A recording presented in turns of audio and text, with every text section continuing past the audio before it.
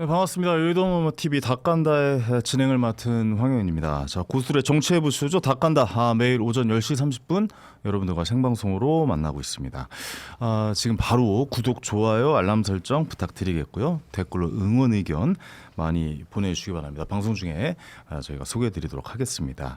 자, 그리고 여의도 너머 채널 내 쇼핑몰이 또 오픈이 되었다고 합니다. 쇼핑몰 이름이 여의도몰인데 저희의 첫 판매 상품이 목포 자연산 민어회라고 합니다. 예, 이렇게 민어회가 지금 보이시죠? 이렇게 야, 세상이 좋아졌어요. 이 민어회 사실 먹으려면은 이거 엄청 비싸기도 하고 그런데 이렇게 포장이 진공 포장이 돼서 민어회를 판매하고 있다고 하니까 여의도몰에서 저희 제작 지원에 많은 도움이 된다고 하니까 많은 구입 좀 부탁드리도록 하겠습니다. 민어회 드시면서 같이 이렇게 정치 시사 이야기 나누는 것도 재밌을 것 같다는 생각이 들기도 합니다. 근데 가격이 이렇게 네네. 저렴해요? 25,900원이요? 가격이 이게 25,900원이요? 네, 지금 25,900원. 오, 그래요? 진짜 싸네요. 이거 뭐 400g. 광어도 이 정도는 안 하지 않아요? 가격이? 사실 민어가 굉장히 비싼 고기인데. 네. 그렇죠. 네. 사실 보양식이잖아요. 여름 네네. 보양식. 예. 아니 또 우리 저기 봐 정광재 국민의힘 대변인께서 네. 이 상품이 나오자마자 아내분께 네. 아내분께 전화하셔가지고 전화해서 네. 바로 구매하라고 구입하라. 했습니다. 근데 바로 전화 끊으시더라고요. 아까 제 얘기가 끝난 줄 알고 전화를 보통 통화를 그렇게 좀 많이 하신다는 게 좀 보여지던데요. 예, 아내분께서 이거 좀 구입해 하더니 여보세요? 여보세요? 이걸 두 번 하시고 제가 전화 왜 끊으셔가지고 구매하라고 했냐면 네네. 사실 그 여의도 너머 TV가 개국한 지가 얼마 되지 않았잖아요. 그렇죠, 그렇죠. 어려운 환경에서 이제 방송을 하고 사실 맞습니다, 또 이 맞습니다. 지향하고 있는 가치를 제가 충분히 공감합니다. 네네네. 이게 합리적으로 상식적인 역시. 정치를 하려고 하는 사람들의 목소리를 대변하겠다라고 네네네. 뭐 그런 뜻을 갖고 있는 걸 알고 있기 때문에 네네네. 뭐라도 좀 도움이 되겠다. 그러나 이 출연료를 안 받을 수는 없다. 그렇죠. 비싸네요. 예. 나는 받아야겠으니까 이거 사라. 약간 이런 의도를 좀 보여준다. 어쨌든 멀쩡히 있는 제가 참 미안해지는. 예. 저도 전화를 하겠습니다. 전화 좀 부탁드리겠습니다. 바로 또 끊으실 것 같긴 하지만 저희 제작 지원에 많은 연기도 하시는. 도움이 되니까 여러분들의 많은 관심 부탁드리겠습니다. 죄송합니다. 소개도 안 해드리고 제가 바로 광고를 좀 하긴 했네요. 자, 오늘 또 함께할 세 분 소개해드리겠습니다. 정광재 국민의힘 대변인, 박성태 사람과 사회연구소 연구실장, 김종철 개혁신당 최고위원 세 분 나와주셨습니다. 어서 오세요. 안녕하십니까. 반갑습니다. 매주 수요일을 저희와 함께 꽉 채워주고 계신 분이죠. 세 분 어떻게 뭐 여름이 이제 지나가긴 했는데 이게 처서매직이란 게 있는데 더위가 올해는 이렇게 처음 가시지가 않네요. 원래 처서가 되면 찬바람도 좀 불고 그러는데. 밤에는 약간 찬바람이 있던데 네. 이번 주가 더 더워진 것 같아요. 그러니까요. 좀 마지막 발악이라고 봅니다. 네, 그래서 저는 마음에 찬바람이 많이 불어서 그런지 못 느끼겠던데. 아니 장동혁 대표가 지금 선출이 됐는데 왜 찬바람이 불어요? 아니 여러 면에서 참 예. 마음이 찬바람이 불어서. 지금 사실 그, 오히려 기회 아니에요? 예. 누가요? 정광재 저요? 대변인. 우리 당이 반등할 수 있는 계기를 마련해야죠. 아니 기회. 그쪽으로 옮길 계획 뭐 이런 건 기회. 없습니까? 기회? 저는 우리 당에 계속 속해 있기 때문에 네네네. 어디로 옮긴다 이게 아니라 그래요? 제가 생각하고 있는 그 노선을 가고 있는 거죠. 제가 가고 있는 노선에 어떤 사람이 와서 맞으면 그 사람이 되는 거고 네네네. 안 맞으면 뭐 제 노선을 가는 거고. 아니 장동혁 당대표도 원래 친한이었잖아요. 원래 그때는 좀 친하시지 않았어요? 친했죠. 네. 자주 어울렸죠. 근데 갑자기 확 바뀌었잖아요, 이분도. 갑자기는 아니고 이제 계엄을 계기로 해서 이렇게 네. 생각하는 게 좀 많이 달라지셨죠. 네네네. 그럼 뭐 지금은 대변인님도 이제 제가 생각하고 있는 것과 많이 다르죠. 아무래도 뭐 그 장동혁 대표는 이번에 당선이 되는데도 강성 지지자들 그러니까 우리끼리 진짜 잘 뭉치면 얼마든지 정권도 만들 수 있고 원내 1정당도 될 수 있다. 그러니까 자강론을 얘기하고 있는 거잖아요. 네네네. 근데 저는 기본적으로는 모르겠어요. 정치라는 것은 중도 진영에 있는 사람을 표를 한 표라도 더 갖고 오는 게 그게 어렵더라도 그렇게 가야 우리가 원내 1정당 될 수 있고 정권 만들 수 있다고 생각하기 때문에 네네. 결국에는 뭐 굳이 집토끼 산토끼 이렇게 얘기를 할 때 산토끼 잡으러 많이 다니는 편입니다. 죄송하긴 한데 이게 제가 사실 가볍게 좀 드린 인사 이제 시작이니까 너무 인사말로 진지하게 드렸는데 받아들였나요? 사정이 급하신가 봐요. 지금. 갑자기 진지 모드로 나오니까 아직 시작도 안 했는데 말이죠. 예. 근데 괜찮을 거예요. 왜냐면 제가 오늘 오전에 오기 전에 이제 이른바 장동혁 신임 대표의 측근 중에 한 명과 통화를 했는데 네네. 앞으로 어떻게 할 거냐 이것저것 물어봤는데 누구 저기 얘기하시는 거예요? 저기 그분요 유튜버? 아니요. 아니에요. 최명길 씨랑 통화한 거 아니에요? 그분은 아니고 이분은 예. 나름 좀 중립적인 중도적인 분이었는데 네. 장동혁 후보를 밀더라고요. 그래서 이제 당직자인데 중도신데. 네, 그래서 뭐 괜찮은 분이다. 뭐 계속 저한테 얘기하더라고요. 같이 한번 만나보자. 그래갖고 그건 싫다. 그래갖고 안 만나고 그랬었는데 만나보세요. 저는 재밌을 것 기자로서의 약간 제 자질 부족이 싫은 사람은 나오셨잖아요. 안 봐요. 나오셨잖아요. 그 기자 때도 지금 기자 제가 아니잖아요. 기자 때도 해야 되는데도 안 한 게 있거든요. 네, 그래서 그래요? 지금은 더 안 하죠. 기자도 아니니까. 네. 굳이 제가 싫은 사람까지 봐야 되냐 이런 게 좀 있습니다. 근데 그분이 이제 미디어 쪽 관련해서 그 얘기를 하더라고요. 지금 이른바 시사 프로그램에 국민의힘 또는 보수 패널로 나오는 분들이 다 친한 게 아니냐. 그래서 이제 장동혁 대표가 됐으니 강하게 요구할 거다. 그래서 제가 그랬죠. 뭐라고요? 그거는 전환길 뉴스나 구성국 TV 몇 개 빼고는 일반 매체나 이런 데는 안 통할 거다. 시청자들이 그걸 누가 좋아하냐. 그 방송국들이 많은 이제 정치권에 있는 분들은 방송국에 세게 압박을 넣으면 되는 줄 알지만 네. 방송국이 제일 무서워하는 건 시청자예요. 그건 안 통할 거다.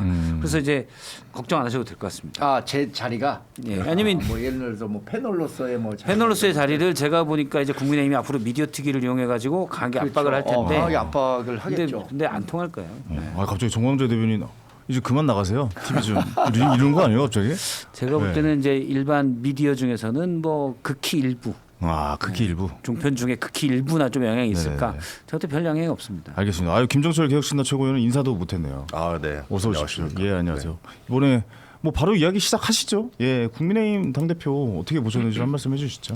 저는 장동혁 대표가 네. 될 가능성이 있겠다라고 저는 예상을 하고 있었거든요. 약간 그래서 근데 이제 완전히 이제 어떤 국민의힘이 이제 이 극우 정당으로 탈바꿈되는 계기가 된 게 아닌가 이런 생각이 들고 이 상태로 가게 됐을 때 우리 개혁신당 입장에서는 굉장히 지형을 넓힐 수 있는 계기가 되겠다. 저는 개인적으로 그렇게 생각하고 있습니다. 네네네. 다른 분들 어떻게 생각하실지 모르겠는데. 네네네. 저는 그래서 개혁신당한테 좀 궁금하게 돼. 이건 뭐 제 그냥 뇌피셜인데 이렇게 되면은 국힘 쪽에서 좀 탈당하시는 분도 많으실 거 아니에요. 그럼 개혁신당 느낌에서는 약간 그분들을 이 기회에 흡수하는 좋은 기회로 삼을 수 있지 않을까? 뭐 그런 생각도 좀 하거든요. 당연히 좀 많이 오셨으면 좋겠어요. 예. 저희 만약에 예를 들어 한동훈 전 당대표가 나온다. 그러면 개혁신당에서 안을 생각이 있는 겁니까? 저희는 뭐 최대한 많이 와주시면은 예. 당연히 개혁신당이 좀 세력을 이제 좀 더 확장해야 되는 시점이라고 저는 개인적으로 저는 그렇게 생각을 하고 네네네. 이준석 대표님 어떻게 생각하는지 모르시겠지만 저는 확장할 수 있는 계기로 꼭 만들어야겠다 이런 생각을 가지고 있습니다. 근데 실제로 지난해 12월 3일 계엄이 있은 이후에 탄핵 정국에서 개혁신당 당원이 많이 늘었어요. 왜냐하면 그때 당시에 계엄에 실망한 우리 당원들이 탈당을 많이 했다 이런 얘기들이 있었는데 그분들이 개혁신당으로 갔는지 궁금한데요. 안 갔을 그때는 것 뭐 같은데요. 그렇게 막 이렇게 이동은 없었던 것 같고 저희 이제 대선 때 이제 당원이 늘었지 이제 그 당시엔 그렇게 움직이지 않았죠. 근데 그때는 왜 그랬냐면 사실은 이제 개혁신당의 가치나 이런 것들을 국민들한테 우리 당의 입장에 대해서도 좀 제대로 피력하지 못한 부분이 있었기 때문에 이제 지금은 좀 더 달라진 모습으로 이제 접근을 하려고 합니다. 그렇군요. 알겠습니다. 좀 봐야겠네요. 예, 말씀하시죠. 한동훈 전 대표 뭐 친한계가 탈당한다. 그러면은 탈당하면 받아준다는 겁니까? 아니면은 탈당을 유도할 수 있습니까? 둘 다 해봐야 될 것 같은데. 저희 어쨌든 뭐 적극적으로 저는 국민의힘이 어떤 지금 양극화된 이런 걸 통해 돼서 결국은 그 당이 어떤 당심이나 이런 것들이 지금 많이 왜곡돼 있다고 저는 생각을 해요. 그러니까 어떤 국민의 의사를 표명하거나 또 지금 현재의 당원들의 당심도 정확하게 표출이 안 되고 그것이 이제 왜곡된 방향으로 됐기 때문에 장동혁 당대표가 됐다고 생각을 하고 지금 그렇다 그러면은 왜곡되지 않은 정당으로서 저희 개혁신당의 모습을 좀 적극적으로 피력하는 지금 것이 필요하다 이렇게 생각을 하고 있습니다. 근데 이게 국민의힘 한동훈파, 한동훈계라고 엮여 있는 분들이 거의 초선이거나 아니면 비례잖아요. 비례가 좀 근데 많죠. 비례는 못 나오잖아요. 그러면.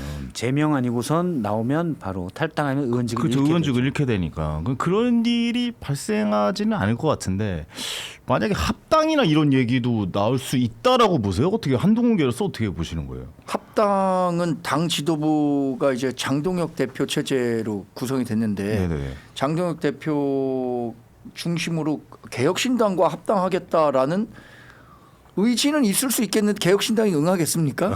지난번에 개혁신당 응하지 않을 것이다. 대통령 후보 단일화 때와 같은 구도죠. 그러니까 김문수 후보가 당시에 계엄과 탄핵과 관련해서 더 이렇게 적극적으로 국민께 사과하고 이제 절연하겠다라고 했다면 아마 이준석 후보도 당시에 그때 보였던 강경한 태도보다는 훨씬 더 단일화에 마음이 열렸을 수 있는데 그렇지 않았기 때문에 네네네. 단일화 논의가 아예 없었던 거잖아요. 근데 지금 장동혁 대표는 훨씬 더 김문수 후보 때보다 강경한 목소리를 낼 텐데 그런 의지가 갖고 있다고 하더라도 개혁신당이 응하겠습니까? 개혁신당은 응하지 않을 것이다. 근데 말씀하신 건 아마 이제 만약 친한계가 탈당해서 그렇죠. 개별적으로 개혁신당이 입당하는 일은 없을 거고 일단 친한계의 당을 만들어서 친한계 일부에서는 진짜 분당해야 된다는 목소리가 나오거든요. 네. 만들어서 그 다음에 개혁 보수의 목소리를 키우기 위해서 합당을 논의하자. 이준석 신당과 네네. 개혁 신당과 그럼 어떻게 할 건지. 저는 어쨌든 분당의 가능성을 저는 굉장히 높게 보고 있습니다. 아 그래요? 국민의힘의 분당의 가능성. 그리고 그 분당을 하고 나서 어떤 가치가 같은 정당으로서의 연합. 또 그것이 되다가 결국 나중에 어떤 합당의 가능성도 열어둘 수 있겠죠. 네. 그래서 저는 그런 부분 넓게 봐야 된다고 생각을 하고 지금 민주당을 상대하기에는 지금 국민의힘은 메시지에 힘이 없습니다. 솔직히 말씀드리면은 그 진정한 메시지의 힘을 가질 수 있는 세력의 교합이 굉장히 지금 중요한 시기라고 저는 생각을 하고 네네. 그런 측면에서 지금 제가 말씀드린 내용들이 그런 기조에 있다 이렇게 보시면 될 것 같아요. 왜 이런 얘기를 좀 드리냐면은 사실 이제 이제 된 거잖아요. 이제 네. 장동혁 대표 당 대표가 되셨으니까 지금 당 대표가 왜 됐는지 예상했는지 이런 얘기 여러 방송에서 많이 했으니까 우리가 그 이후의 이야기에 대해서 좀 한번 해보고 싶어서 근데 지금 말씀드렸어요. 이렇게 예. 얘기하고 있는 거 있잖아요. 뭐 국민의힘이 분당된다. 그리고 일부 인사들이 탈당을 한 후에 정계 개편을 추진한다. 네. 이런 얘기는 정말 제가 생각하기엔 탁상 공론이고 밖에서 하는 얘기예요. 안에서는 사실 이런 것과 관련해서 구체적으로 이야기 실제 저에게도 얘기가 안 나왔군요. 이런 분위기를 많이 물어보잖아요. 친한계 근데 사실 원내에 있는 의원들하고 제가 이게 생각이 다 같지 않고 또 다 파악하지 못하고 있다는 점은 인정한다고 하더라도 네. 지금 상황에서 너무 탈당해서 이른가요? 하겠다라고 생각한 사람은 없을 겁니다. 근데 제가 한번 선거가 너무 멀리 남았어요. 가정을 해볼 때 예를 들어서 선거가 멀리 남았지만 그래도 친한계에게 주요 요직 당직을 맡길 때 일단 배제를 시킨다거나 아니면 좀 약간 우리만 너무 밀려나는 거 아니야?라는 생각이 들 정도로 한다든가 예를 들어서 선거가 많이 남았지만 당연히 공천 같은 것도 이제 막 얘기가 이렇게 나오겠죠. 핍박한다. 예, 만약에 예를 들어서 그런 것도 사실 궁금해요. 그러니까 당 대표가 됐을 때 이제는 좀 이분의 태세가 달라질 것인가, 아니면 그대로 세게 갈 것인가. 지금처럼 이번 선거할 때처럼 사실 이렇게 한다면 이건 좀 말도 안 되는 상황인 거잖아요. 근데 사실 이재명 대통령께서도 선거할 때는 좀 강력하게 얘기를 하지만 지금 대통령으로서 어떻게 보면 중도로 잡아가려고 노력을 하고 있지 않습니까? 그러니까 당대표 역시도 이렇게 세게 얘기를 했지만 당권을 잡고 더 나아가기 위해서 어느 정도 좀 유하게 될 것인가가 저는 좀 궁금해요. 저는 약간은 유하게 변할 거라고 봐요. 유하게 변할 것이라고 보십니까? 그러니까 톤 조절을 좀 할 겁니다. 그러니까 어제 장동혁 대표가 여러 방송 또 매체 인터뷰한 걸 쭉 봤었는데 기존 후보 때보다는 약간 톤다운이 됐습니다. 예를 들어서 당선되면 윤석열부터 면회 가겠습니다라고 했는데 질문에 그게 나와요. 그러니까 어떻게 대답하냐면 특별한 사정이 없는 한 약속은 지킵니다. 네. 이렇게 얘기를 해요. 그러니까 후보 시절 했던 메시지보다는 약간 톤다운이 됩니다. 근데 이분은 이익 추구형이기 때문에 권력에 이렇게 약간 가는 스타일이잖아요. 원래는 민주당 쪽을 기웃거리다가 나중에 국민의힘에서 배지를 달고 미래 권력으로 불렸던 친한동훈계 핵심으로 있다가 계엄 이후에 이거 안 되겠다 싶으니까 바로 친윤의 또 핵심이 된 분이거든요. 근데 지금 본인이 이제 핵심이 됐잖아요. 네. 그러면 저는 어젯밤에 이 사람이 어떤 꿈을 꿨을까? 꿈은 이제 개꿈인데 일단 어떤 생각을 했을까라고 생각하면 내가 이제 드디어 제1야당 대표가 됐어. 자리에 올랐어. 나는 대선 주자감이야. 다음 대선은 내 거야. 대통령 되면 뭐 할까? 일단 이 생각부터 했을 거예요. 이게 지금 되게 허무맹랑한 것 같지만 국회의원 300명이 다 대통령 꿈꿔요. 근데 이분은 일단 야당 대표잖아요. 제1야당 대표. 그럼 가능성이 사실은 꽤 높아졌습니다. 이번에도 구구랑 손잡고 경선에서 이겼잖아요. 사실 경선에서만 이기면 1대1 게임이 5대5 게임입니다. 여당 야당 5대5 게임이에요. 그러니까 그 꿈을 꿀 거고 그럼 어떻게 해야 될까? 내가 계속 유노게인으로 스탠스를 잡으면 요건 안 되겠다. 그렇다고 확 돌변하면 지금 구구 지지층의 그러니까 이른바 전환길 파들의 지지를 못 받으니 일단은 적절히 여기를 들어주면서 대신 약간 중심도 간다. 요렇게 스탠스를 잡을 것 같아요. 그래서 제가 그렇게 일단 아침 방송에서 얘기를 하고 그다음에 장동혁 측근에게 물어봤더니 일단은 그걸 한대요. 어떻게 한대요? 구구도 전환길과 전광훈이 나눠져 있잖아요.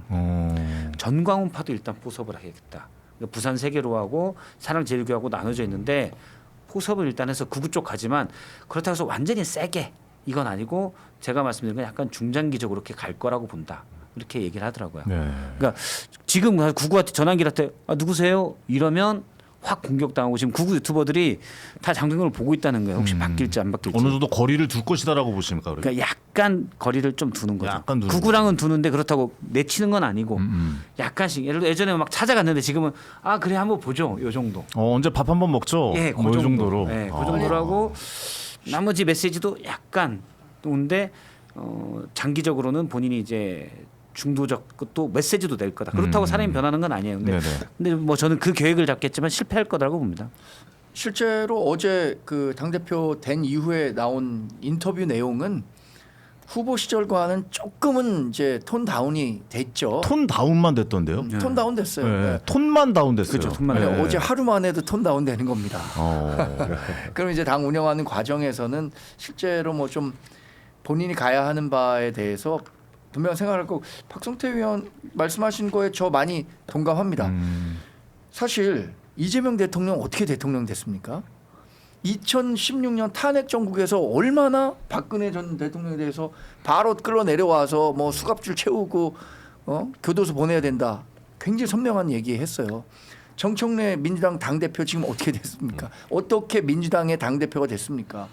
이른바 뭐 막말 3종 세트 이런 것들 그 정청래 민주당 대표 계속 따라다니지만 그럼에도 불구하고 민주당 대표가 된 거잖아요. 강력하게 얘기했죠. 예. 조국 혁신당 조국 대표도 마찬가지잖아요. 지난 총선에서 쇄빙선 되겠다. 3년은 길다. 그 전에 윤석열 정권 끌어내리겠다. 이런 식의 얘기를 하면서 각각의 입지를 굳혔거든요. 네. 그럼 장동혁 대표도 지금 말씀하신 것처럼 대통령 꿈 당연히 꿀 겁니다. 왜냐하면 이분은 정치 새로 시작하는 사람들에게 야 정치 새로 시작하는 사람들 대통령 하려고 생각하고 정치해야 된다. 꿈 크게 가지고 해라. 이런 얘기를 아주 멘토처럼 했던 분이에요. 그러니까 본인도 대통령 꿈을 갖고 있을 거고 그 과정으로 가는 길에서 본인이 예상했던 것보다 훨씬 빨리 이 출세의 기회를 잡은 거죠. 아마 이 기간이 조금 더 길 거라고 생각했을지 모르겠지만 네. 지금 어쨌든 107석을 가진 제1야당의 대표가 된 거잖아요. 여기서 잘한다. 자기가 잘한다라고 하면 다음번 당대표에 또 도전할 수도 있고 그럼 다음번 당대표는 공천권 갖고 있단 말이에요. 그 공천권 바탕으로 자기 새 만들고 2030년에 나라고 대통령 후보 못 따라한 법 있어? 이런 생각 분명히 할 겁니다. 아니 근데 바로 지금 하는 말이 뭐 윤석열 대통령 면회 가겠다.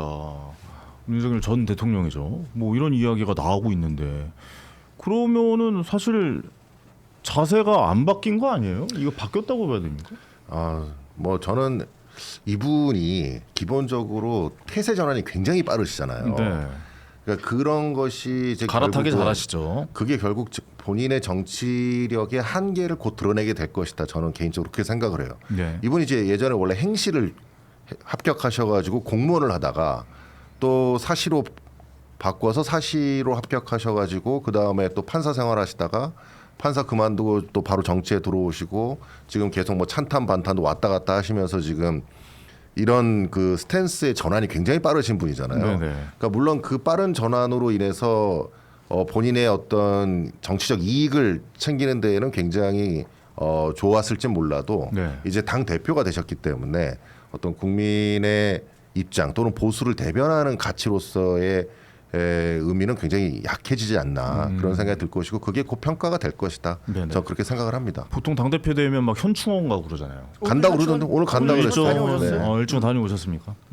다행이네요. 그래도 거의 뭐 면회부터가 안 가고 연애는 교회부터 안 물리적으로- 가고. 연애는 네. 물리적으로 시간이 걸리죠. 어. 연애 신청하고 접견 그러니까요. 신청하고 아마 변호사 자격증이 지금 그 아마 반납을 한 상태 아닌가요? 그 이제 그러니까 국회의원 시기에는 휴업입니다. 네. 휴업을 했기 때문에 지금 일반 면회가 윤석열 전 대통령 되나요? 안 될 걸요? 자, 그렇죠. 어려울 거예요.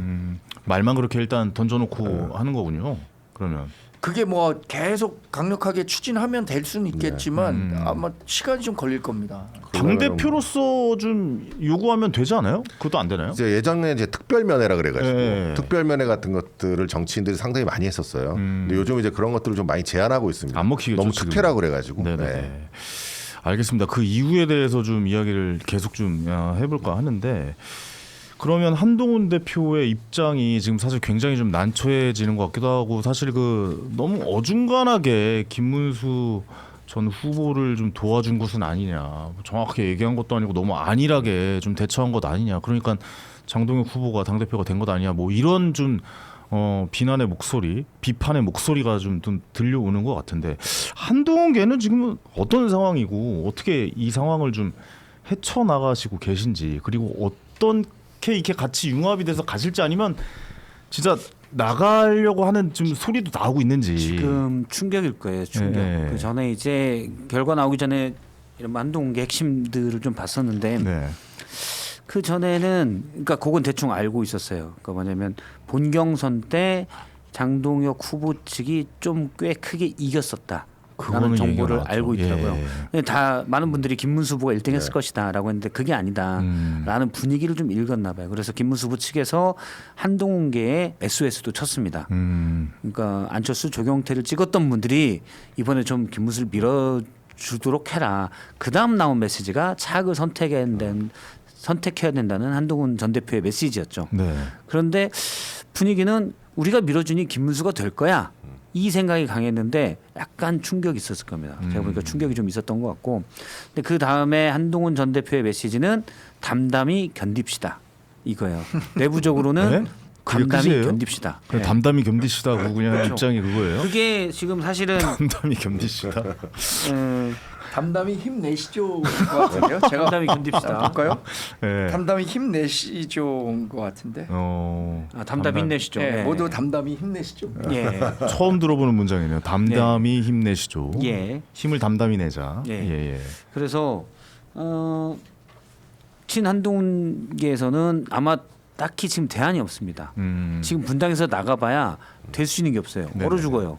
그래서 일단은 안에 담담히 버티고 있어야 되는데 장동혁 대표가 그걸 놔둘까? 아마 계속 약 올리면서 모욕 줄 겁니다. 저리 싫으면 중이 떠나라. 계속 그런 얘기를 할 거예요. 그럼 여기에 대해서 한동훈 전 대표가 딱히 얘기할 건 없습니다. 근데 그 전에 한동훈 전 대표가 좀 더 세게 김문수 후보를 만약 밀었다면은 결과가 2,600표 차기 때문에 네. 어떻게 됐을지 모르는 거고. 근데 저는 오히려 한동훈 전 대표가 이럴 때 그냥 따로 정치 일선에서 떨어져서 정치적 근육을 키우는 그런 시기로 삼는 것도 좋아요. 지금 너무 사실은 근육도 없는 분이 너무 오랫동안 붙어 있었어요. 어차피 총선 전에 국민의힘 의원들이 장동혁 가지고는 안 된다. 극우 가지고는 우리 무조건 진다기 때문에 새로 SOS를 칠 겁니다. 네. 안 치면 또 어쩔 수 없어요. 인생은 어차피 복골복이니까. 네네네. 근데 그냥 그걸 믿고 지금 차라리 떨어져 있는 게 낫습니다. 자, 한 발짝 떨어져 있어라. 예. 이런 생각했습니다. 저는 당연히 김문수 후보가 될 거라고 생각했어요. 다 왜냐하면 그러지 않았을까요? 저도 사실 왜냐하면 그러거든요. 예. 저는 이거를 제 얘기 한번 들어봐 주십시오. 2024년에 중구에서 하태경, 이해훈, 이영 세 사람이 경선을 했어요. 우리. 네. 그런데 하태경 46%, 이해훈 29%, 이영 23%를 얻어갖고 과반 얻은 사람이 없다는 이유로 하태경, 이해운 두 사람이 결선 투표를 했어요. 그럼 23%를 얻었던 이영 후보를 지지했던 표는 어디로 갔을까? 당연히 46% 얻은 사람이 4%만 얻으면 50% 넘어서 되는 거잖아요. 네네네. 어떻게 예상합니까, 우리?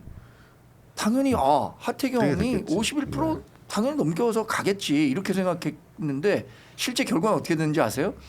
정말 하태경 후보는 49% 얻었고 이해운 후보가 가산점 얻어서 51점 몇 프로 얻었어요. 이영 후보를 찍었던 사람 23%는 거의 90%가 이 이해운에게 간 거예요. 그걸 보고서 아니 어떻게 이런 일이 있을 수 있지라고 생각했는데 그때 당시에 얘기했던 게 우리 당원들을 대상으로 투표하는 건데 당원들은 이영을 찍었던 사람들은 다 친윤 지지 세력이다.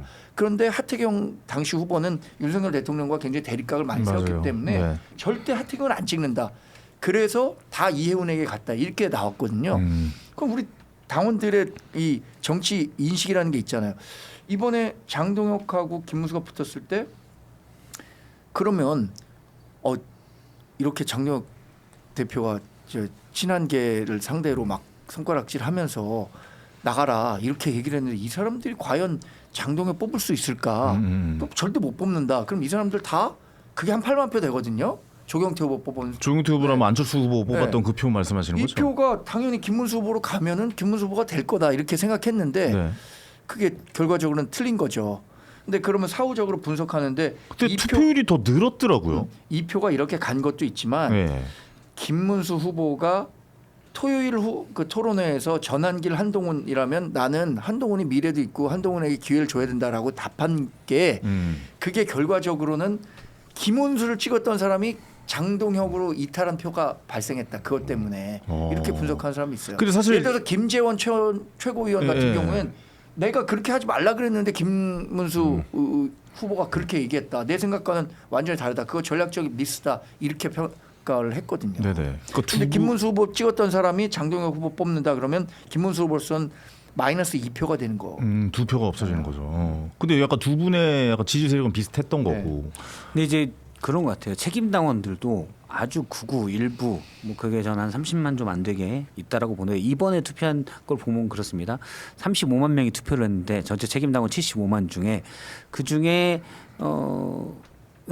지금 장동혁, 김문수 간 후보가 35만 명인데 그 중에 한 5, 6만 정도는 아마 안철수, 조경태를 찍었던 분들이 김문수 후보를 찍었던 것 같고. 네. 근데 이 책임당원들도 되게 정치 공안여측이지만 또 각자 바빠요. 자기 할 일도 있고. 제가 아는 책임당원도 몇몇 있는데 따로 뭐 자기 일들이 있습니다. 이것만 바라보고 있을 수가 없어요. 그래서 본 경선 때까지는 장동혁 통성기도 하는 거 이런 거 보면서 에이 저건 좀 그렇지 하고는 그냥 김문수가 그래도 대선 후보 출신이니 그러니까 인지도 게임으로 간 경우도 조금 있을 거고. 그런데 결선에 가서는 주요 쟁점이 한동훈이 아예 돼버린 거예요. 그냥 이거는 딱 양자 대결이니까 찬탄 반탄 쟁점이 아니고 그냥 한동훈이냐 아니냐. 이러면 극우 지지층 상당수가 좀 빠졌다 오히려. 근데 한동훈계가 김문수를 일부 저는 원래 한 10만이었는데 그중에 한 6, 7만, 7, 8만이 갔을 거라고 보는데 대신 김문수를 찍었던 후보 중에 일부가 한동훈이랑 같이 한다고 이건 아니지라고 다시 빠진 효과가 있을 것 같아요. 그게 설득력이 높네요. 네. 네, 왜냐하면 지금 생각해봐도 이게 산술적으로 덧셈만 해봤을 때 나오는 안 결과는 되죠. 안 되는 상황인데, 그러니까 오히려 둘이, 그러니까 김문수 후보랑 장동혁 후보의 지지층이 비슷하니까 예. 오히려 한동훈의 힘을 받는다고 한동훈 후보를 옛날 전 대표를 극혐하는 사람들이 오히려 장동혁 후보로 갈 수가 있었을 예. 것이다. 예. 라고 결과가 그러면 결과적으로는 한동훈 전 대표는 가만히 있었어야 되네요.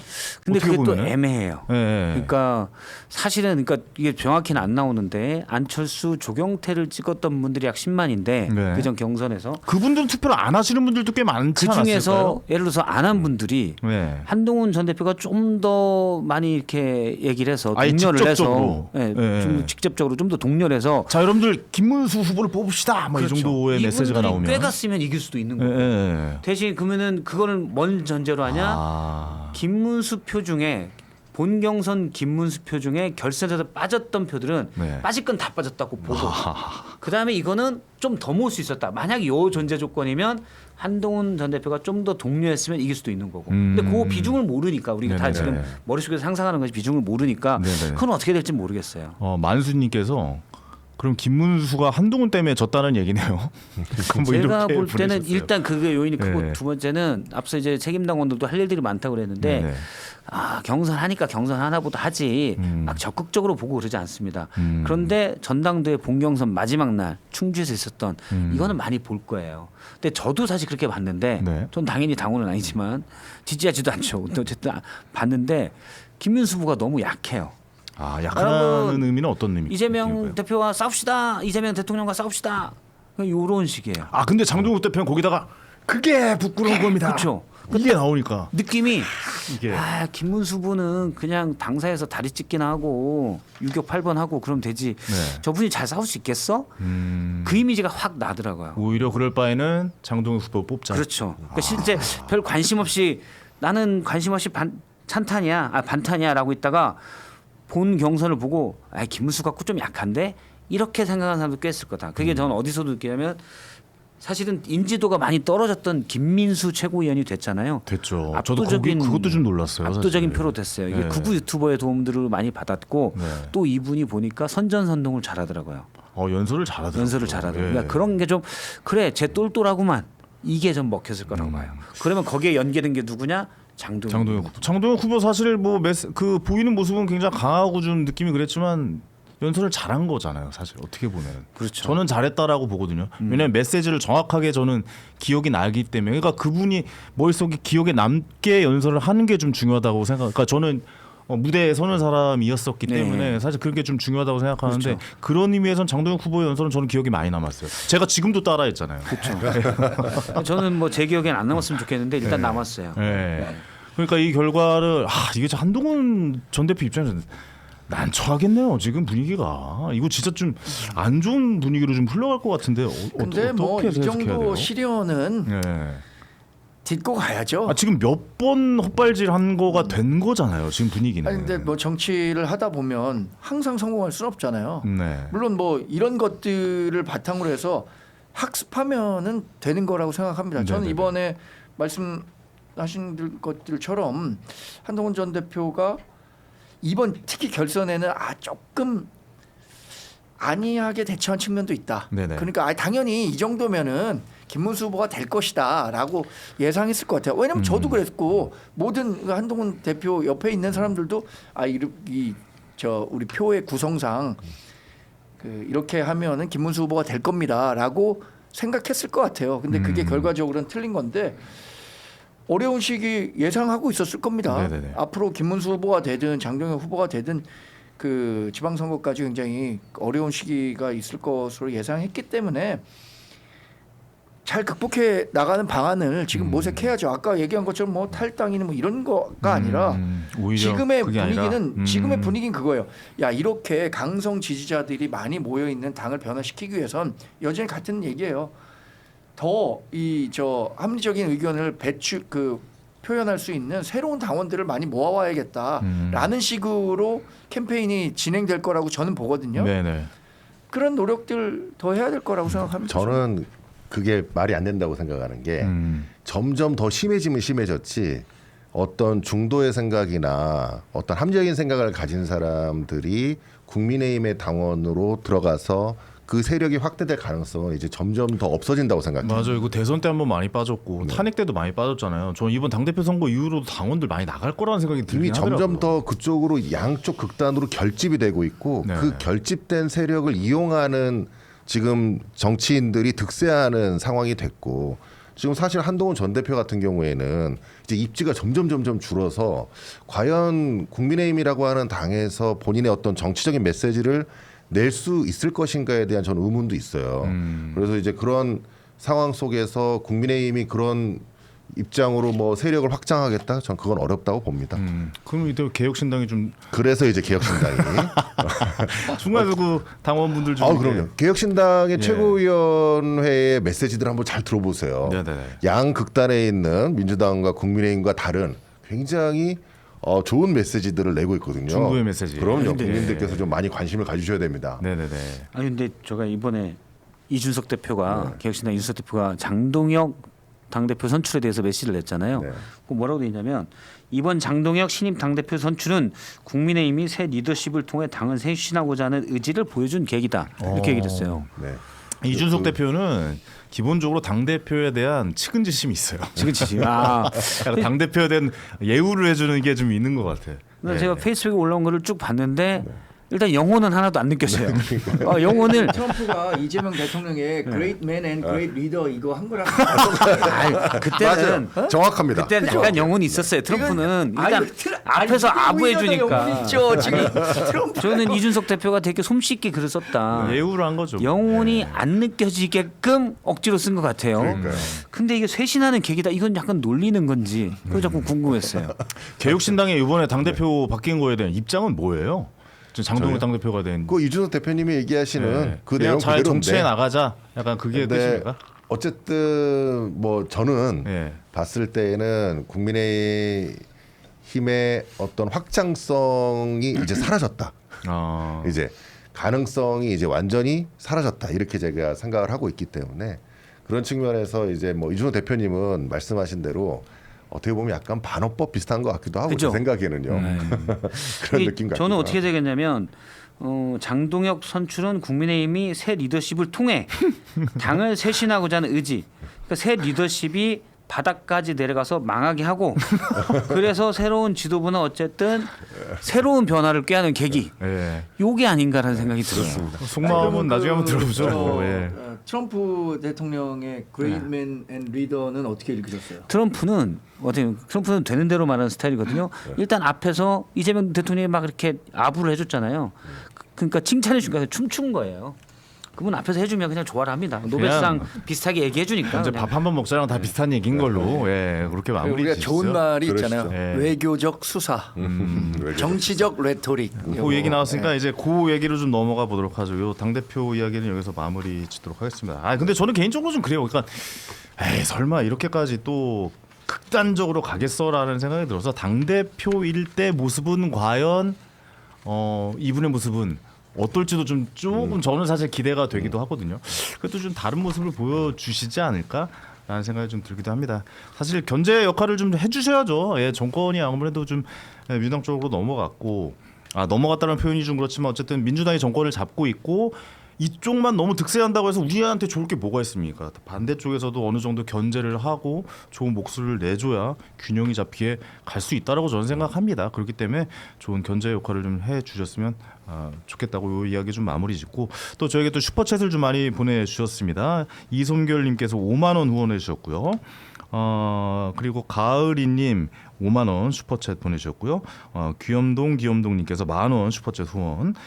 전파소년님 7,500원 슈퍼챗 후원해 주셨고요. 김은미님 2만 원 후원해 주셨습니다. 감사합니다. 다시 한번 후원해 주신 여러분들에게 감사의 말씀 좀 전해드리겠고 여의도 노무 채널 내 쇼핑몰이죠. 자 여의도몰에서 목포 자연산 민어회가 판매되고 있다고 합니다. 여러분들 많은 관심 부탁드리겠습니다. 잠깐 전에 한미 정상회담 이야기가 잠깐 나왔었는데 이 이야기 좀 나눠보도록 하겠습니다. 정상회담에 대한 이야기가 참 똑같은 주제인데도 불구하고 많이 좀 생각들이 좀 다르신 것 같아요. 우리 또 정광재 국민의힘 대변인께서는 약간 좀 역시 이게 정상회담인데도 불구하고 좀 부족한 건 아닌가? 약간 이런 의도로서 좀 이야기해 주신 것 같아요. 어떻게 보셨습니까 이번 정상회담? 그 정상회담이라는 게 뭔가 성과를 내놔야 그것에 대해서 평가를 해야 되는데 성과가 없었다고 보십니까? 어제 제가 여러 방송 나갔는데 이거 몇 점 정도 줄 수 있냐는 질문을 많이들 하시더라고요. 네네네. 근데 학생 시험을 봤으면 답안지를 내갖고 이 답안지에 대한 평가를 해달라 그랬는데 답안지가 아직 백지예요. 답을 안 그럼 여기에 적었군요. 대해서 이거 점수를 매길 수가 없는 거잖아요. 그러니까 이 두 사람이 만났어요. 근데 대강의 그 합의안은 지난 7월 말에 관세율 15%로 한다. 이미 나온 3,500억 불 결론이었죠. 투자한다. 네. 그거 그냥 확인한 거 외에 그걸 어떻게 할 건지 그리고 지금 한미 동맹에 대한 현대화 얘기가 있는데 이런 민감한 주제는 하나도 얘기하지 않고 그냥 아이고 뭐 피스메이커가 되시면 페이스메이커가 되겠습니다. 볼펜 좋아 보이는데 내가 가져가도 되겠습니까? 이런 아주 지엽적이고 파편적인 얘기들만 나온 거예요. 그리고 과거 다른 국가들과 그 트럼프 미국 대통령이 그 정상회담을 했을 때 어떤 식으로든 다큐멘터리로 남긴 거예요. 공동 성명 같은 네. 게 있어야 됐다. 그걸 뭐 그 우리 언론에서나 이런 데서 트럼프 미국 대통령이 이런 공동 합의문을 쓴 걸 별로 좋아하지 않는다라고 하지만 다른 나라들과는 팩트 시시든 뭐든 다 한 거예요. 일본에서 했죠. 네, 일본 했습니다. 일본도 이유화도 했죠. 예. 했고요. 예. 강희정 대변인이 뭐라 그랬냐면 너무 분위기가 좋아갖고 뭐 따로 문서를 남길 게 없었대. 아니 이게 무슨 얘기냐 이거죠. 정상회담을 했는데. 그러네요. 그래서 아직 답안지를 만들어 오지 않았기 때문에 이 답안지에 대해서 평가하기가 어렵다. 근데 민주당 쪽에서는 그러니까 민주당에서라기보다도 좀 청와대 쪽에서는 그렇게 얘기를 하더라고요. 이번이라는 게 좀 서로 이제 대화를 하는 그 시작점인데 사실 그 너무 여기서 우리가 뭔가 큰 걸 바라는 것도 좀 좋은 게 아니다. 이제 시작을 할 거니까 뭐 이 이야기를 좀 한 거 아니겠습니까? 거기 이제 이 정광재 대변인이 말씀하신 게 작년 말까지 트렌드고요. 올해는 트렌드가 좀 바뀌었어요. 트렌드 바뀌었습니다. 트럼프 시대에 지금도 바뀐 겁니까? 물론 일본과 EU는 공동 성명 같은 걸 낸 바가 있지만 의미가 없어요. 예를 들어서 뭐 무슨 관계로 간다. 이게 무슨 의미가 있습니까? 그냥 듣기 좋은 말. 트럼프가 원래 그런 걸 좋아하는 것도 아니고 또 하나 예를 들어서 한미 FTA까지 우린 맺었지만 트럼프가 그게 뭔데? 끝이잖아요. 한마디로 바꿔버리죠. 관세 15%뭐 또 한미 FTA에 따르면 그렇게 못하게 돼 있어요. 그런데 싫어. 난 올릴 건데 끝입니다. 그래서 이런 문건으로 만들면 원래 뭐가 있냐면 힘 없는 사람들이 더 불리해요. 힘 있는 사람들은 안 지켜도 돼요. 힘 없는 사람들은 그걸 지켜야 돼요. 그러니까 왜 합의서나 이런 게 없냐. 예를 들어서 한미동맹 현대화. 이게 사실은 주한미군 역할 제조적이기 때문에 우리는 꺼려하는 겁니다. 사실은. 워낙 강하게 요구하니까 우리도 그럼 여기까지 해볼게라고 지금 판단하고 있는 거지. 네. 꺼리는 거고 농수산물도 마찬가지고 그 농축산물 뭐 30개월 넘는 소고기 이런 거 다 마찬가지. 우린 다 꺼리는 거예요. 그러니까 합의된 게 왜 없냐라고 하는데 합의가 있으면 뭐가냐면 우리가 줄 거의 리스트예요. 이 합의가. 걔네들은 다 받을 것만 있으면 딱 하나 원자력 협정 개정하는 문제. 우리가 이제 농축우라늄 같은 걸 어떻게 할 거냐. 지금 25%가 이상은 못 하게 돼 있는데 네. 우리도 좀 할게. 요거 하나 우리가 카드로 그냥 들고 간 거예요. 나머지는 다 우리가 합의문이 나오면 다 우리가 줄 겁니다. 그러니까요. 관세도 마찬가지고 주한미군도 마찬가지고 네. 그렇기 때문에 문건이 나오면 우리가 무조건 불리한 거죠. 우리는 어차피 트럼프 임기는 계속 지나가고 있어요.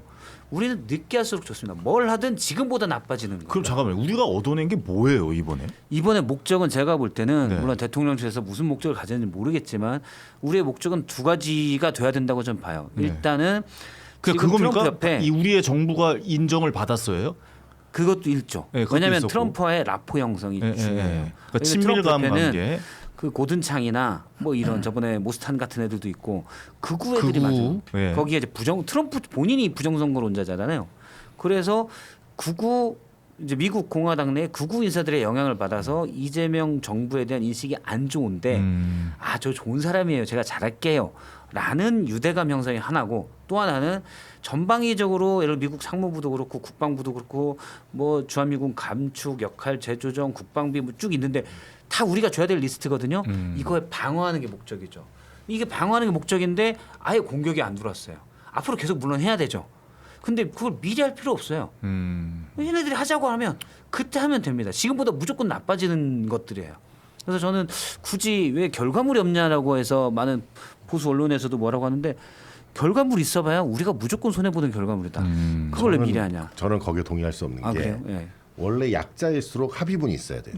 약자일수록. 저도. 그러니까 우리가 뭐 저희 같은 뭐 예를 들어 그냥 쉽게 얘기하면 무슨 성폭력 범죄라든지 뭐 각종 범죄 사건에서 피해자하고 합의를 볼 때 합의서를 최대한 빨리 보고 최대한 먼저 해야지 시간이 늦어지면 점점 합의 금액이 올라갑니다. 네. 그래서 나중에 결국은 약자의 입장에서는 계속 끌려다닐 수밖에 없어요. 그리고 도장을 찍을 때까지는 안심할 수가 없고 예측 가능성이 없잖아요. 지금 이번에 가서 뭐 만년필 뭐 펜 주고 나는 이런 마케팅적인 요소는 굉장히 뭐 좋았다고 생각을 하는데 이게 실질적인 내용이 없습니다. 말씀하신 것처럼. 그래서 결국은 공동 성명이 없어요. 대통령이 직접 날아갔는데 대통령이 직접 가서 얘기를 해서 정상끼리 만났는데 공동 기자회견도 없고 공동 성명도 없다. 그러니까 결국은 여기에 대한 합의문이 없으니까 나중에 또 트럼프가 더 무리한 요구를 하고 더 무리한 얘기를 해도 이제 들어줄 수밖에 없는 상황으로 될 수 있는 거예요. 네. 지금 제가 이제 또 한 말씀 더 드리면 이번에 트럼프가 SNS에 그런 얘기를 올렸어요.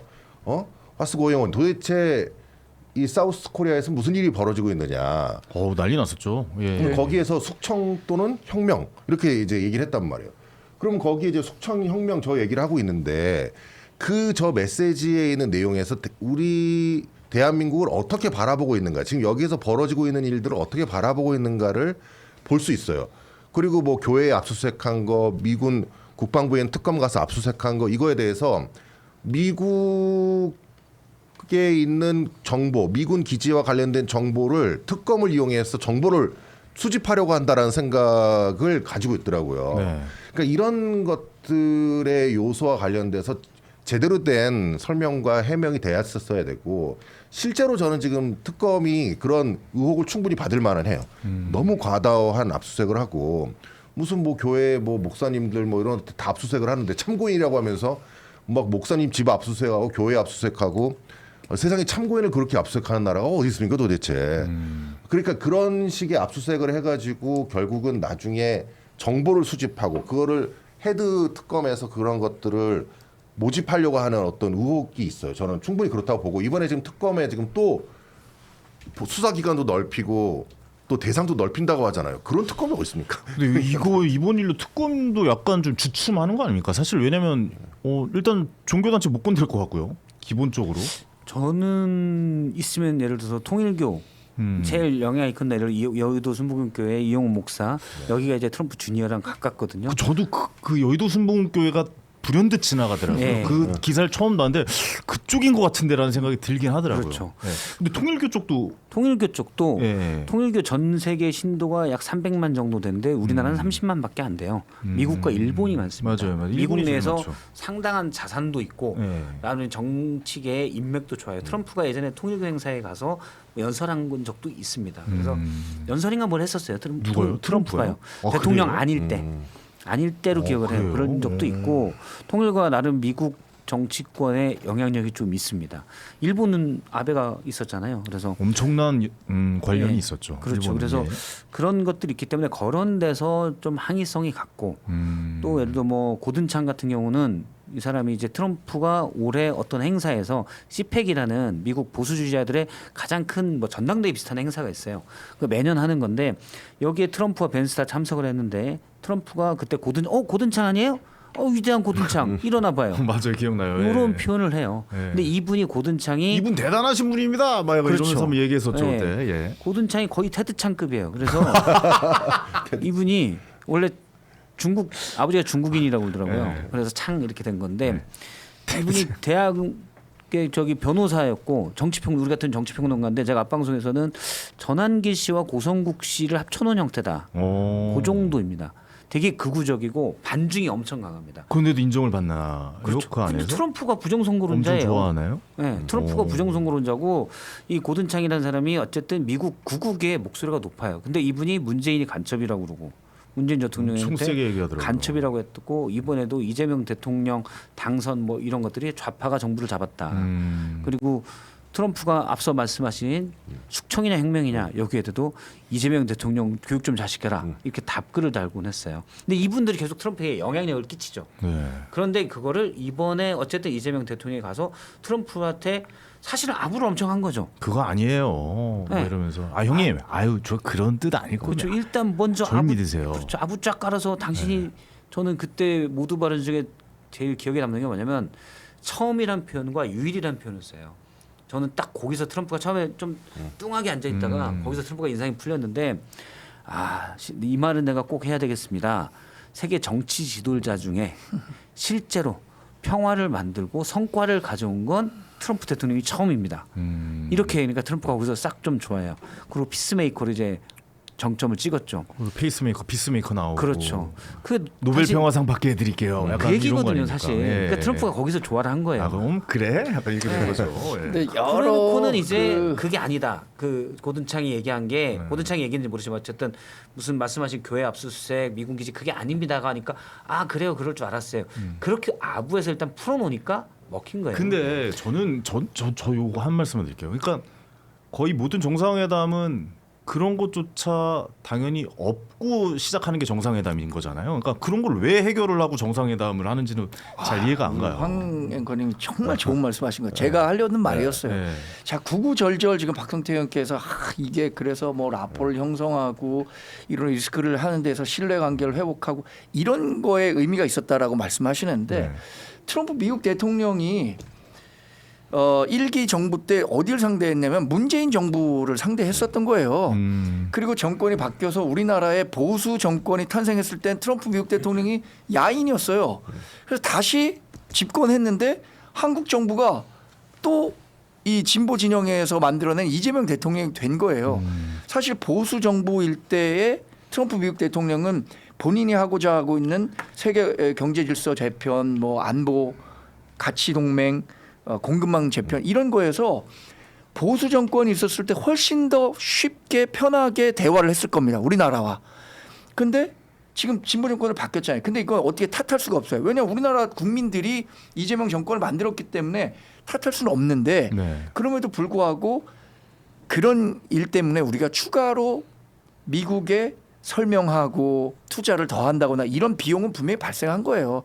저는 이 그 정상회담이 지금 이재명 대통령이나 뭐 민주당에서 굉장히 자화자찬하고 있지만 그건 본인들 기준에서 잘했다고 얘기하는 거지 이게 만약에 우리 보수 정권이 계속 유지됐더라면 훨씬 더 한미 관계가 좋았을 것이다. 전 당연히 많은 사람들이 그렇게 생각할 거라고 생각합니다. 그러니까 이게 제가 그동안에 봤던 정상회담 느낌이 좀 아니었던 것 같긴 해요. 사실 이번 정상회담의 최고의 수혜는 사실 상한가를 찌는 모나미가 아닐까 뭐 이런 생각이 들기도 하고. 근데 모나미는 상한가를 직접 같더라고요. 제조한 회사도 아닌데. 그러니까 이것도 뭐 개인의 되게 좀 오래 그 볼펜을 만드신 무슨 장인께서 만드셨는데 갑자기 볼펜하면 우리나라에서 떠오르는 게 모나미니까 모나미 쪽에 갑자기 좀 상한가가 올라서 가장 제가 봤을 때는 좀 수혜를 입은 기업이 아닌가? 뭐 이런 생각도 좀 들기도 하고. 어떻게 보세요? 이 정상회담에 약간 제가 봤던 그림은 아니었던 것 같아가지고. 그러니까 제가 아까 계속 말씀드리지만 너무 마케팅적이에요. 이게 정상회담의 본질을 가지고 얘기를 해야 되는데 본질은 없어요. 내용을 들어보면. 성과가 특별히 안 보인다라는 거잖아요. 그러니까 뭐 포터 갖다 주고 뭐 이렇게 얘기하면 서로 뭐 좋은 덕담 나누고 그런 장면들 그런 것들을 통해서 국민들에게 보여주는 일종의 마케팅적 요소가 굉장히 강조되어 있는 것 같고 네. 이미 애초부터 그게 의도된 것 같아요. 처음부터 이제 대통령실에서 청와대에서 준비해가지고 간 것 같은데 문제는 그런 마케팅 요소와 함께 실질이 있어야 되는데 실질이 저는 없다고 생각합니다. 그래서 그런 부분을 좀 바꿔야 된다고 생각합니다. 거기서 제가 말씀드리는 게 네. 실질이 이제 계속 앞으로 있죠. 예를 들어서 국방비 그다음에 이제 주한미군 시작이다. 역할 하나도 결론이 안 났습니다. 네네네. 근데 제가 말씀드린 건 이건 늦게 결론 날수록 무조건 좋은 거라는 거예요. 물론 안 좋을 가능성도 있죠. 근데 둘 중에 뭐에 배팅하냐라고 하면은 당연히 늦게 할수록 무조건 유리한 겁니다. 그리고 트럼프가 갈수록 예를 들어 뭐 지금 우크라이나 전쟁에도 신경 써야죠. 트럼프가 막 엄청나게 계획표 짜서 우리가 봐도 그 움직이는 사람이 아니에요. 그냥 기분 내키는 대로 하는 사람입니다. 그러니까 소나기는 피하는 게 가장 좋아요. 지금 해봐야 좋을 거 하나 없습니다. 오히려 시간 끌어서 물론 안 좋아질 가능성도 있지만 만약 제가 결정하면 무조건 밀어놓는 거예요. 그리고 아까 이제 합의 얘기했는데 물론 그 합의도 그렇게 보면 맞는 말씀이지만 그거는 이제 예를 들어 가해자와 피해자가 합의할 때는 그거를 지켜보는 관리자가 있잖아요. 법원이 보잖아요. 지금 이 세계에는 그게 없어요. 트럼프가 자기 마음대로 다 합니다. 그래서 합의서라고 써놔봐야 트럼프한테는 아무 의미가 없어요. 그냥 본인이 또 깨면 돼요. 본인이 주한미군 4만 명 맨날 내는데 28,500명 모를까요? 알지만 굳이 난 그런 거 신경 안 써. 그냥 하고 싶은 대로 하거든요. 그래서 저는 뭐 형식 갖춰서 공동성명 물론 과거와는 다른 애라고 할 수 있지만 제가 그래서 말씀드린 게 2024년까지고 지금 트럼프 마음대로 하는 세상이다. 그거 어쩔 수 없는 환경이라고 알겠습니다. 봐요.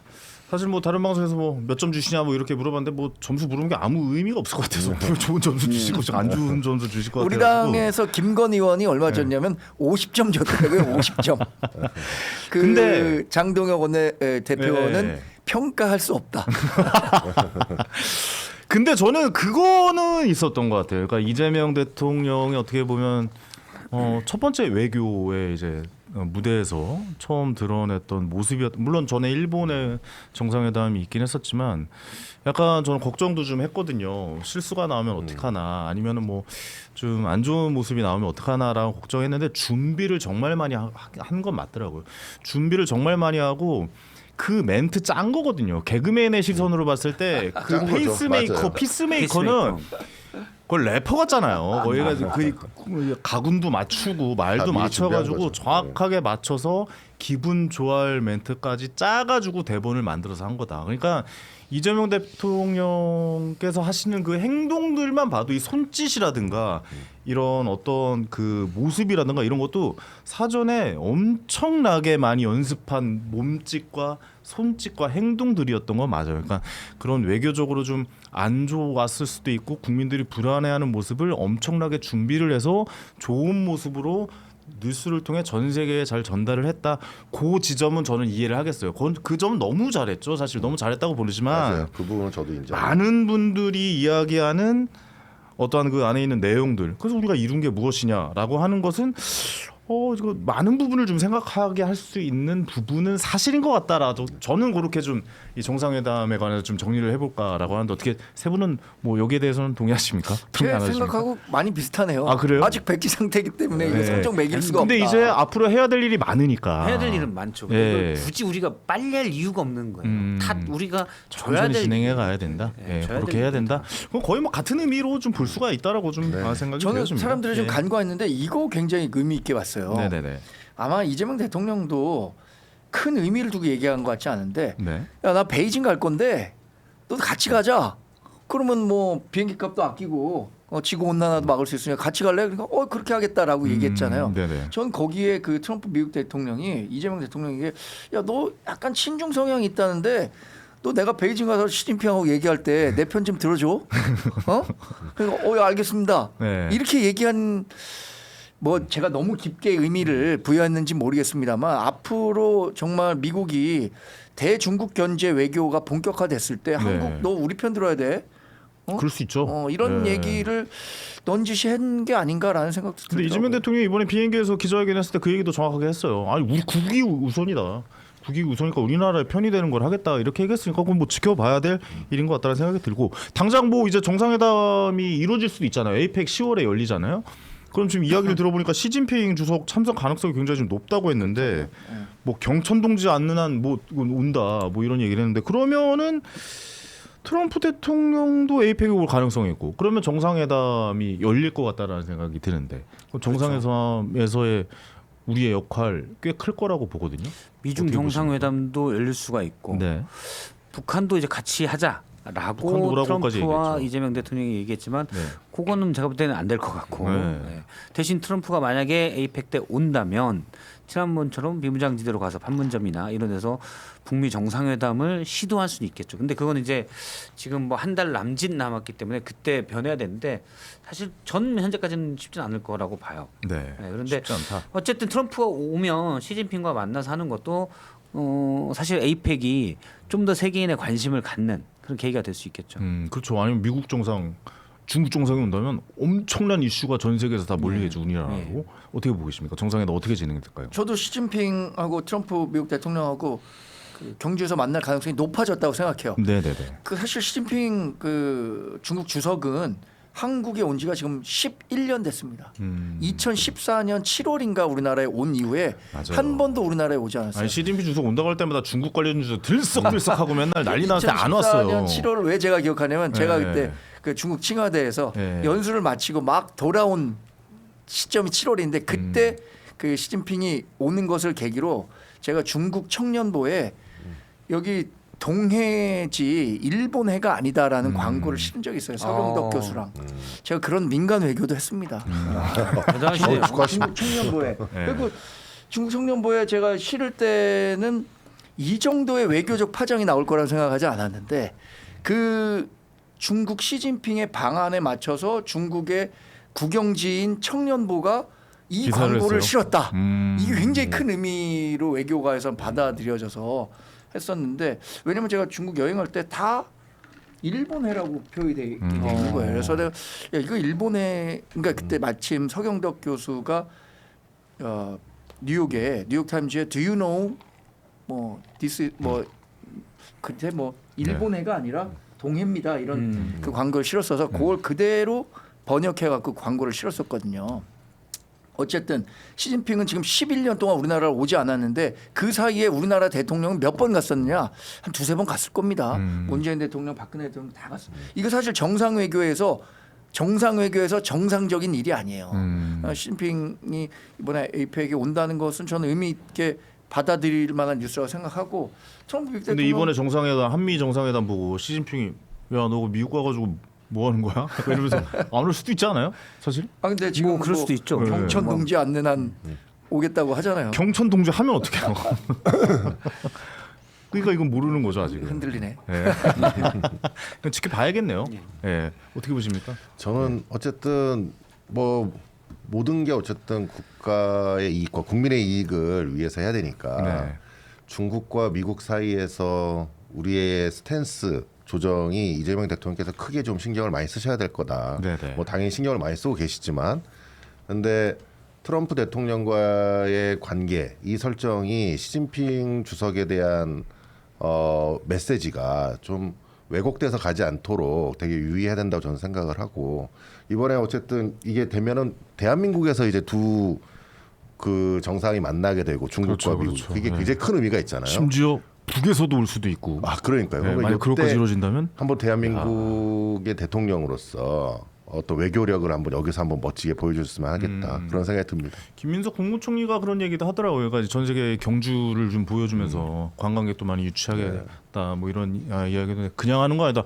미쳤다고 우리가 이 정도의 돈을 여기다 쓰느냐. 근데 그 말이 좀 굉장히 좀 인상적이었거든요. 이런 관광 쪽에도 많이 좀 활성화되는 그런 정상회담으로 좀 이어졌으면 좋겠다. 그리고 큰 그 무대를 우리나라에서 연다는 것 자체가 굉장히 의미가 있을 것 같다라는 생각을 좀 더해봅니다. 마지막으로 특검 얘기 좀 잠깐 조금만 한 말씀씩만 여쭤보고 마무리 짓도록 하겠다. 특검은 기본적으로 이번 일로 좀 주춤하지 않을까요? 변호사님으로서 어떻게 보세요? 약간 좀 위축되겠죠 사실. 아 근데 지금 특검이 네. 그런 눈치를 안 보는 것 같아요. 안 봐요? 안 봐요. 지금. 아니 왜냐면 좀 정성호 장관도 네. 그 CCTV 공개하지 않겠다 그래서 약간은 유해진 것 같다는 생각이 좀 들기도 지금 해서. 정성호 법무부 장관께서 예. 그래도 지금 검찰 개혁과 관련돼서도 좀 속도 조절을 해야 된다라는 부분을 계속 맞아요. 메시지를 내고 있고 네네. 이게 문제점을 인식하고 있어요. 이대로 검찰 개혁이 이렇게 되면은 국민한테 굉장히 큰 피해가 갈 수 있다는 사실을 인식하고 그런 목소리를 내니까 정말 그나마 다행이라고 저는 생각을 하는데 특검은 지금 오늘 특검법 지금 또 개정안이 또 지금 충돌하면서 나오고 있는데 지금 특검 기간 또 늘리죠. 특검 대상도 또 늘리겠다고 하죠. 네. 이렇게 돼서 특검의 시대가 계속 지금 연장될 가능성이 있거든요. 이건 지금 저는 굉장히 심각한 문제라고 봐요. 특검이 굉장히 이례적이고 예외적인 제도인 거거든요. 그런데 특검이 지금 지금 세계가 동시에 돌아가고 있습니다. 세계가 돌아가고 있는데 돌아가는 데다가 수사 진행 도중에 야 이거 또 뭐 발견했으니까 이건 나 이거 또 특검법을 또 발의해가지고 또 거기에 개정해가지고 거기 또 할게. 이게 별건 수사하고 똑같은 거예요. 네. 그러니까 지금 특검이라는 건 뭐예요? 결국은 특정 대상, 특정인에 대해서 집중적으로 수사하는 거잖아요. 그 수많은 검사들과 수많은 수사관들이 단 한두 사람 몇 사람을 기소하기 위해서 지금 여기 하는 건데 이렇게 굉장히 이건 기본권 침해 문제도 있습니다. 그런데 이거를 뭐 김호준 씨 같은 경우에는 뭐 방송에서 그런 얘기도 했다는데요. 뭐 영원히 계속 끝나지 않게 뭐 할 수 있다 뭐 이런 식으로 얘기했다는데 그런 말도 안 되는 일들이 지금 실제로 벌어질 가능성이 있어요 지금. 저는 굉장히 우려가 굉장히 심하다고 생각합니다. 네. 근데 저는 밝혀야 된다고 봐요. 그래서 김건희 씨가 영부인으로 있을 때 했던 김건희 특검 같은 경우 여러 비리들 16가지 그러니까 15가지 플러스 관련 인지 사건에서 16개로 수사 대상이 돼 있는데 기존 특검법에 근데 지금 나온 것만 해도 새롭게 나오는 김충식 씨, 김혜성 씨 이런 것들 다 원래 그리고 반클리프 목걸이 같은 경우 원래 특검에 없던 내용들이에요. 그러면 그 이제 관련 인지 사건으로 들어가는 거죠. 16개 중에. 그리고 예를 들어서 뭐 오늘 피의자로 소환되는 권성동 의원 같은 경우도 마찬가지고. 그러면 이런 것들을 그러면 놔두냐? 그렇기 때문에 이거는 특검이 관련돼서 더 갈 수가 있다고 봐요. 아니 그리고 제가 이제- 그거는 네. 왜 말씀드려? 아니 그러면은 지금 이 민주당이랑 정부에서 지금 그렇게 경찰의 수사력이 좋고 경찰한테 다 맡기면 된다고 지금 얘기하고 검찰청 폐지하겠다고 하면 경찰로 넘기면 돼요. 뭐 새로운 사건 수사 못 합니까? 다 수사할 수 있어요. 그런데 특검을 통해서 한다는 게 문제라는 거예요. 특검의 범위가 이런 식으로 계속 법을 개정해서 확대해 나갈 수 있다 그러면은 결국은 이건 굉장히 인권 유린에 해당돼요. 이거는 기본권을 침해하는 행위라고 생각을 합니다. 만약에 입장을 바꿔 생각을 해보세요. 이거는 그러니까 트럼프가 숙청이라고 하는 거예요. 트럼프는 또 특검을 당했으니까. 그러니까 예, 저도 약간 일반 그런 수사기관에서 얼마든지 할 수 있는 거거든요. 네. 예외적 보충적인 일에 대해서 특검이 활용돼야 되는 거예요. 그런데 지금 민주당이 3대 특검을 벌써 일방적으로 통과시킬 때부터 예견된 결과예요. 계속 연장할 거라고 저도 예상했습니다. 왜냐? 본인들이 법 만들면은 얼마든지 연장할 수 있는 거거든요.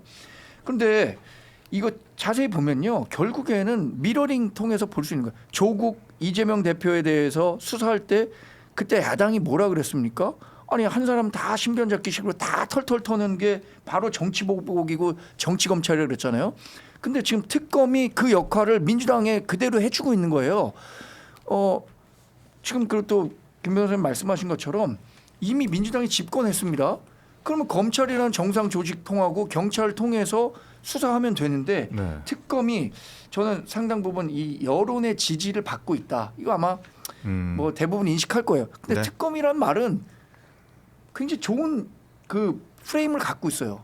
특별한 검찰. 특별검찰. 의혹이 있으니까 수사하고 이러니까 이래 갖고 이 여기에 좀 자아도취돼 갖고 무리하고 있는 거예요. 그러니까 저는 여기에서 문제가 뭐냐면은 이 특검법을 통해서 그래도 그만하면 안 되는 건 맞잖아요. 그렇죠. 그런데 이제 수사는 네. 다른 곳에서 얼마든지 할 수 있다니까. 뭐 근데 경찰청이나 이런데 좀 이제 사건을 넘겨서 그렇죠. 진행을 얼마든지 시켰으면- 거기에 수사를 시킬 수 있고 거기에서 진행을 해서 인지할 수도 지금 있고. 검찰은 못 할수 믿으니까 그러면 검찰 뭐 개혁법을 통과를 시켜서 그 경찰한테 이제 네, 이첩을 시켜서 중대범죄수사청도 있을 이제 뭐 만든다고 하고 네. 뭐 어쨌든 경찰을 통해서 얼마든지 할 수 있습니다. 그런데 이제 경찰을 통해서 문제는 해라. 뭐냐면 이 특검이라고 하는 제도에 따라서게 되면은 여기에서 모든 지금 16가지에다가 뭐 김건희 특검 같은 경우에는 또 지금 새로운 범죄 사실을 계속해서 하잖아요. 그러면 여기에서 지금 전방위적으로 압수수색을 하잖아요. 근데 이 네네. 압수수색이 제가 계속 문제를 삼고 있는 건 참고인에 대한 압수수색이 너무 광범위해요. 참고인에 대한 압수수색이. 그러면 이게 결국은 정보를 수집하게 되는 역할을 하게 됩니다. 지금 뭐 이준석 대표에 대한 압수수색 영장에 나온 내용도 보면 영장은 하나지만 그 안에 어마어마한 많은 대상이 들어있어요.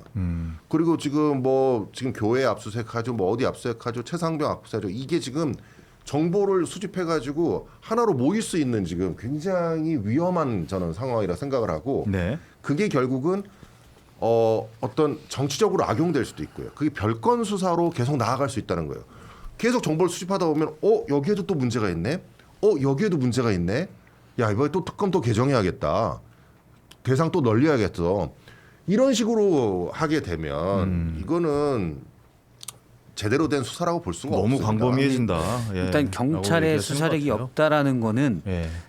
저는 그렇게 생각해요. 그러니까 김 최고위원님이 자 너희들 경찰이 수사하면 된다고 그렇게 얘기했는데 그럼 경찰에 맡기면 되지 않느냐? 저는 그 지적은 타당하다고 봐요. 근데 저는 이제 다른 검경 수사권 조정에서도 사실 제가 겪어본 기자 생활하면서 뭐 경찰도 겪어보고 검찰도 겪어봤지만 권력 수사는 경찰이 상당히 취약해요. 힘들어요. 그건 뭐 아마 다 시킵니다. 그러니까 한번 여쭤볼게요. 예. 경찰이 권력 수사하면 안 됩니까? 경찰은 왜 네. 그걸지까지 구조적으로 안 돼 있냐면 왜요? 가장 제가 볼 때는 구조적인 제일 큰 문제가 되냐면 총경 달 때 생겨요. 계급 정년이 있거든요. 네네네. 그러면은 경찰대에 나온 사람들이거나 이제 총경 이상 가면 순경 출신은 드물고 사실은 지금 간간히 있죠. 근데 경찰대나 승진을 해야 되는군요. 간부 예. 고생이 돼야 되는데 각 지방청별로 총경 승진 티유가 되게 적어요. 근데 경찰대 나온 사람들은 50대 초반에 경정 달고 그 다음에 좀 몇 년 있다가 계급 정년 걸리면 50대 초반 중반에 옷을 벗어야 돼요. 아, 그래서 이분들이 사활을 겁니다. 정치를 해야 되는군요. 그분들이 전국 그 안에서. 경정들이 사실. 총경 달고서 사활을 걸기 때문에 근데 다 어디다 거냐면 정치권 백이에요. 그래서 권력이 되게 취약합니다. 경찰들이. 제일 그 인사 민원 많은 곳이 경찰이에요. 경찰이에요. 그렇군요. 경찰 네. 승진할 때, 총경 승진할 때 이런데 그리고 또 하나는 검찰하고 경찰의 차이가 있습니다. 경찰은요 옷을 벗으면 할 게 아무것도 없어. 그래서 직을 걸고 뭘 하겠다라는 말을 마인드 못해. 자체를 가질 수가 없어요. 근데 검찰은 야 내가 이거 직 걸고 한다. 나 나가서 아저씨 500만 원짜리 변호사하고 말지 내가 이거 진실 밝혀버리겠다 이런 의기 뭐 이런 분들이 있잖아요. 그래서 검찰엔 근데 경찰은 그게 안 되네. 완전히 직업인으로서 그 마인드가 정착돼 있기 때문에 경찰이 권력에 대한 수사 이건 못해요. 이게 지금 두 분이 말씀하신 게 바로 정부 여당의 검찰 개혁의 목적이에요. 이게 결국은 권력자들은 못 건드린다는 거예요. 결국은 수사 지금 민주당이 지금 추진하는 검찰 개혁안으로 가게 되면 말씀하신 대로 그대로야. 야. 결국은 경찰만 수사할 수 있다는 거예요. 경찰은 권력에 굉장히 취약해요. 말씀하신 취약해요. 것처럼 맞아요. 저도 총경 승진 이거에 다 앞두고 다 고개 숙입니다. 다 엎드려요. 다 엎드려요. 다 엎드려요. 그리고 총경 승진한다고 정치권에 가서 다 로비하고 가서 이러고 있는 지금 판이에요. 그렇기 때문에 민주여당도 다 알아. 민주당도 알고 이재명 대통령도 알고 그렇기 때문에 결국은 경찰에서 권력자들이 자기들이 자신들에 대한 수사는 못할 거야 니들. 그걸 이미 알고 있어. 그래서 지금 검찰 개혁하려고 하는 거예요. 검찰 개혁이랑 말을 붙여가지고. 그러네요. 그러니까 그런 부분에 대해서 저는 알겠습니다. 계속 문제를 제기하는 거예요. 그런 또 이 이야기들이 있었군요. 약간 좀 뭐. 하여튼 경찰과 권력? 검찰 조직을 잘 이해해야 돼요. 그러네요. 특성이 있어. 그거. 야, 저 예전에 그 대학교 다닐 때 경찰 시험 3번 봤거든요. 예. 다 떨어지더라고요. 개그맨 한 번에 됐습니다. 이야, 천직이에요. 이게 낫습니다. 야, 경찰의 그 내부에 이런 일들이 있었는지는 전혀 몰랐습니다. 물론 예. 검찰 개혁에 대해서도 경찰에 오래 있었던 분들, 나름 요직에 있었던 분들도 제가 따로 보면 그런 얘기를 해요. 경찰 수사 못한다. 그런데 물론 이제 그럼 직접 수사를 과거처럼 검찰이 해야 되느냐? 이건 또 검찰이 특수수사 때문에 너무 욕을 많이 먹어서 지금은 힘들어지긴 했어요. 근데 최소한 검찰이 수사 통제권을 가지고 있어요. 맞아요. 그게 핵심이에요. 경찰 수사를 사실은 많은 분들 또 경찰도 많잖아요. 10만 명 넘게 있기 때문에 지역 유지들하고 다 연계돼 있는 물론 좋은 경찰도 수사의 많지만 통제를 검찰에서 하긴 해야 된다. 그렇죠. 아. 보안 수사나 통제권을 가지고 있어야 돼요. 그러네요. 그래도 보안 수사권은 유지해야 한다는 게 지금 얘기하고 있는 거잖아요. 정성호 장관이 정성호 장관이 어제 얘기하고 그래서 있고. 이제 속도 조절을 해야 된다라는 그렇죠. 얘기도 이제 더불어서 나오고 있네요. 그 검찰 개혁에 대해서는 이야기는 제가 봤을 때 한 시간 이상 해야 될 것 같아요. 이거는 나중에 한번 그렇죠. 나를 한번 잡아서 29일 예. 금요일 검찰 개혁신당 개혁에- 검찰개혁 토론회가 있습니다. 아 그래요? 네네 언제요? 10시에 국회의원. 저 가도 됩니까? 그럼요. 언제요? 내일 모레요? 내일 모레입니다. 아, 거기에 못 가겠네요. 김혜원 예. 장애인 인권봉사자 아쉽네요. 변호사님하고 좋은 말씀하시네요. 양호섭 예. 변호사, 금태섭 의원님 이렇게 해서 다. 금태섭 의원님도 오세요? 네네. 금태섭 의원님 잘 지내세요? 못 잘 뵌지- 지내시죠? 그리고 그래요. 요즘 방송 하시고 저도 한번 방송 나가서 뵀는데. 시사 방송 또 네네. 진행하고 계시죠. 알겠습니다. 많은 분들 참여하셔서 시간이 길어졌네. 검찰 개혁에 대한 이야기 좀 한번 나눠봤으면 좋겠습니다. 자, 오늘 시간은 여기서 마무리하도록 하겠습니다. 고수들의 초정을 정체부터 여의도 너머 TV에 다 깐다. 여의도 너머 채널 내 쇼핑몰이 오픈이 됐죠. 여의도몰에서 목포 자연산 민호회를 판매하고 있다고 하니까요. 여러분들 너무 그냥 이거 파는구나 하고 그냥 끄시지 마시고 자 먼저 저희 방송 제작을 위해서 저희 또 이분들 출연료 드려야 되거든요. 예, 출연료 드려야 되고 저희가 생각보다 처음 하는 방송을 치고 출연진이 굉장히 화려합니다. 뭐 그건 여러분들 다들 맞아요. 아시죠. 예, 예. 예. 이런 분들 모시기 쉽지 않아요. 그러니까요. 일단 예. 당연히 앵커를 모셔야 그렇죠. 저는 사실 돈을 떠나서 나오는 사람이기 때문에 예, 저는 돈에 연루돼서 나와요. 연루돼서. 돈을 떠날 수 없어요. 생기형이기 솔직하시네. 때문에 생기형이에요. 너무 좋아요. 예, 아니 날 잡고 그냥 예능하셔도 될 것 같다라는 출연료 안 주면 생각이 민호라도 줘야 돼요. 아까 사실 테드창 얘기했을 때 저 엄청 빵 터질 뻔했는데 좀 시사 프로그램 많이 참고 저는 그 왔었어요. 테드창이 누구지? 머릿속으로 지금 생각했어요. 영화에서 그죠. 나오잖아요. 예. 근데 테드창 검색했더니 그 작가도 있더라고요. 미국의 작가. 그래서 그렇습니다. 어쨌든 너무 오늘도 역시 즐거운 시간이었고 매주 또 이분들에게 출연할 기회를 드리기 위해서 저희 여의도몰에서 판매하는 목포 자연산 민호에 많은 중 관심 부탁드리겠습니다. 저희는 또 내일 오전 10시 30분에 찾아뵙도록 하겠습니다. 무조건 생방송으로 찾아뵙습니다. 지금까지 황현이었습니다. 감사합니다. 고맙습니다. 고맙습니다.